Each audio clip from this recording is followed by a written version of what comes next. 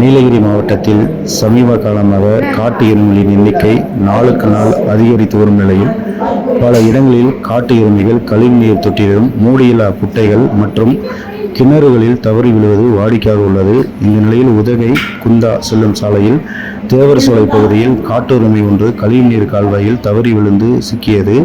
இதனைத் தொடர்ந்து உள்ளூர் மக்கள் வனத்துறையினருக்கு தகவல் அளித்ததன் பெயரில் வனக்குழுவினர் சம்பவ இடத்திற்கு சென்று கயிறு கட்டி 2 மணி நேரம் போராடி தவறி விழுந்த காட்டு எருமையை பத்திரமாக மீட்டனர். இதனால் அப்பகுதியில் சிறிது நேரம் பரபரப்பு நிலவியது.